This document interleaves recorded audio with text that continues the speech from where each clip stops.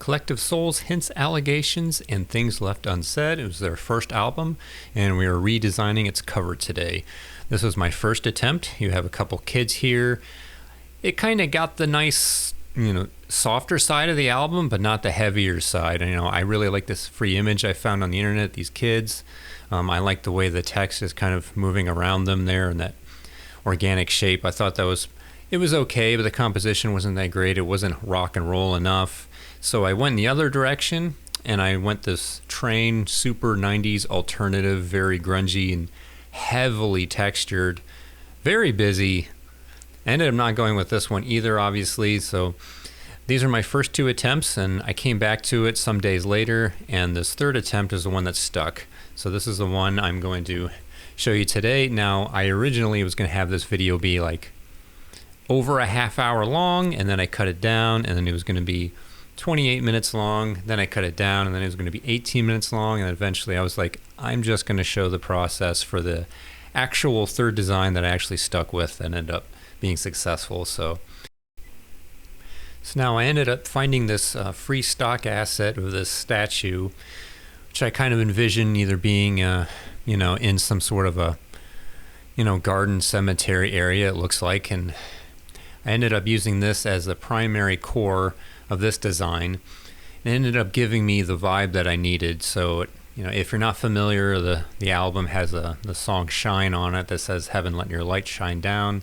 So I thought I finally had something that was maybe had a nice, very striking, intense image that also had a theme to it that would at least somewhat allude to the music and the lyrics of the album. And now, eventually, what you're seeing me here do is just making the selection of the statue. Now, this ends up taking a while because the statue has, as you can see, some very fuzzy edges to it. It doesn't have a really hard, clean edge, so I didn't want to use the pen tool or the lasso or select subject wasn't going to get it cleanly. So I find myself going in using the old channels method, and if you're not familiar with that, basically you go into the channels, select the red and the green, the blue, and see which one has the best contrast of hard edges from white to black so that you can make a selection mask off of it. So basically you pick the one that has the best contrast and you create a duplicate.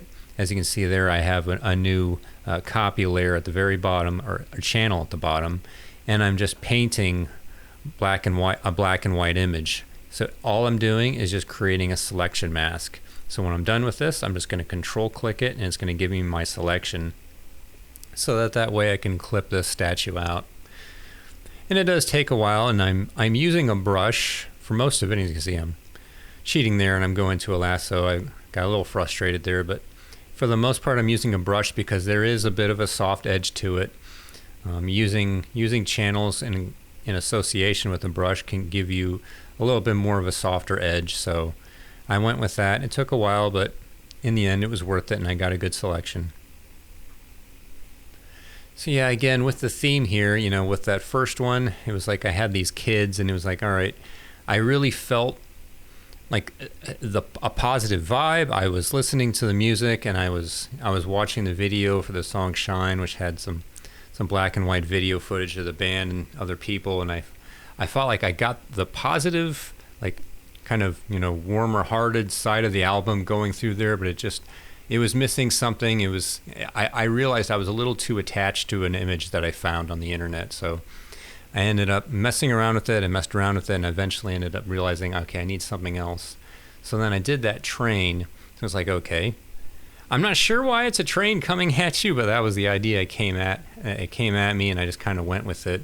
I just experimented with the textures quite a bit, but eventually in the end I ended up giving up on that too, because I realized, this isn't really the vibe either. I wasn't sure why is it what it is, and I just learned from doing these redesigns that just how important it is to have a strong concept. Like there's a reason why it is what it is, why I'm showing you the graphic I'm showing you on the cover, even if it's just to grab your attention, or even if it's intentionally to be confusing. Sometimes album covers, you look at them and it's like, why on earth is it that? Why did they put that there? But yet it just seems to have the right mood, the vibe, the right feeling to it, even if that's all you're trying to do. But it's really important to have a great focal piece, and everything else will just kind of fall around it into place. And you can see here, I've got this statue. It's a great focal point. And now I'm just messing around with color lookup tables, messing around with, increasing the vibrance, decreasing it. Do I do it more black and white? Do I maybe put more blue into it, more green into it? And I just kind of had fun at this point messing around with it and getting the exact color right. And you see here I'm messing around with some shadow ideas. I end up not going with that. I tried that several times. I tried a number of things on this one. Ended up not going with that shadow. Is like, it creates a bit of like a wallpaper effect, as if it's like right in front of a wall. Wall effect, I should say. It's like it makes it look like that red background is very close to it, and I think that's the main reason why I ended up letting it go, not using it. You see, there's a lot of shades here I could have gone with, like that kind of dark blue thing looked cool. When I killed the vibrance and put it all the way down, I still liked it. There's some greenish tones in there as well. But you can keep adjusting these things. You can keep adjusting the blending modes and go back and forth forever and be like, all right, it's probably going to look cool either way. You just got to make a decision. And I like the idea of having this logo is from their second album, the self-titled album from '95, I believe it was, which, by the way, was one of the first CDs I ever bought. With my first CD player, I got Collective Soul self-titled from '95 and Tom Petty's Wildflowers from '94. Yeah. So, Collective Soul, Tom Petty, U2, those are probably my three favorite bands from the '90s when I was younger. So at this point, I put that new logo, logo for the second album. It wasn't in there at the time, but, these are just redesigns. It's okay to, just have fun with it and just think, okay, well, what could it be? They didn't have that logo at the time, but now that I'm redesigning it, there's nothing wrong with putting it in there. I'm just trying to exercise my skills, put some YouTube content up there, and maybe some portfolio work. You see, at this point, I am putting the name of the album in there, hence Allegations and Things Left Unsaid. And I'm just moving it around, getting some ideas. I could have had it in that bottom left and that bottom right corner. I could have done that. I end up, in the end, just going very horizontal across the middle, and I ended up being very satisfied. Once I came up with that, I kind of called it done. But I think there's multiple options that I could have gone with. Now, color scheme-wise, I ended up using the red and the gold that was on the original album cover, which I will show at the end, so you can come and compare it if you're not familiar with the original. But I did end up, putting a nice bit of a gradient effect on that red in the back, so it's got a bit of a fade to it, to a darker shade, a darker tone. And that gold color, I brightened it up a little bit, and it definitely made it a little bit nicer to me. Having that lighter shade of yellow, and ended up definitely making it easier to read and pop off, so to speak. Now at this point, I put that cloud in there, and I really like that too. I ended up not sticking with that as well. Like I debated on it, and it was one of those things where in design you have to kind of say, well, if it's not necessary, you can remove it. I really liked how it kind of gives this nice movement from right to left. I thought that was a cool effect.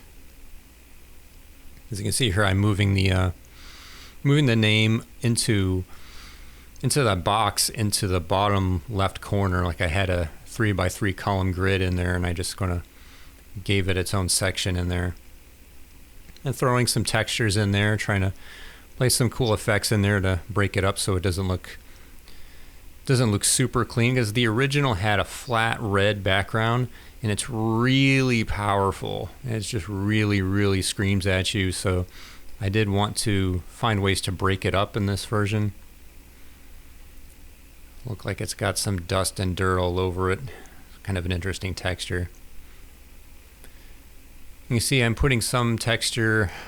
I oftentimes try to put textures both in front and behind elements, so it's not just a background thing. But sometimes you want to want to maybe try and see what you can do to alter your foreground pieces by just, putting some noise or some texture over top of it, just very faintly, make it look more organic. And try putting some blue gradient over the statue. I ended up not sticking with that either, but I think it could have worked certainly, but in the end, ended up dropping it. Yeah, at this point, I'm mostly done, and I'm just like, I don't know, this version, this version, I'm not sure. You can see here I'm going back and forth, different versions I saved out, like this one, that one. Ended up reducing the size of the text and going with that size. And at this point, finally ended up just getting the idea of just moving it across. And once I did this, I was like, yeah, this is it. And now I'm done.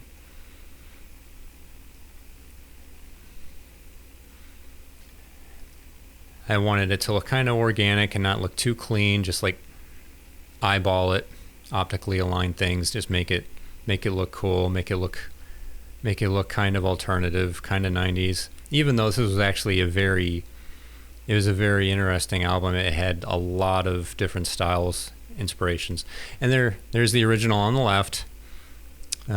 It was just like this old public domain graphic from some circus advertisement or something like that. It's my understanding. So yeah, I kept the color scheme, but I definitely changed it up. Thank you all for watching. I really appreciate it. Hope you learned something. Take care. See you in the next one.